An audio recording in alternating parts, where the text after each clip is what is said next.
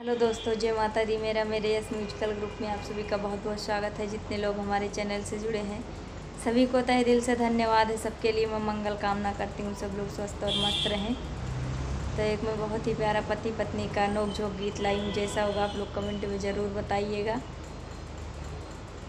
लहरे लहरे जिया होई हो, झुमका लई देवालम।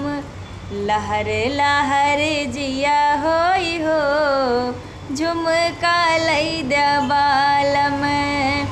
झुमका लई देवालम, झुमका लई देवालम। लहरे लहरे जिया होई हो, झुमका लई देवालम।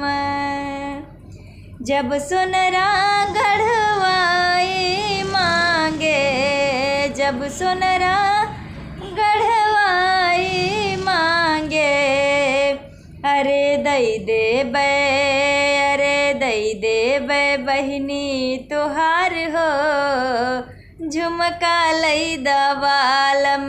दई देबै बहिनी तुहार हो, झुमका लई देवालम। लहर लहर जिया होई हो, झुमका लई देवालम। लहरे लहरे जिया होई हो, लहंगा लई देवालम। जब दर्जियवा सिलाई मांगे, जब दर्जियवा सिलाई मांगे। अरे दई देबै, अरे दई देबै बहिनी तुहार हो, लहंगा लई देवालम।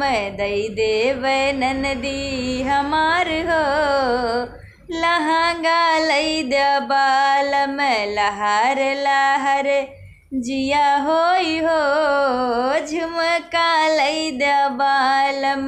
लहर लहर जिया होई हो, झुमका लई देवालम।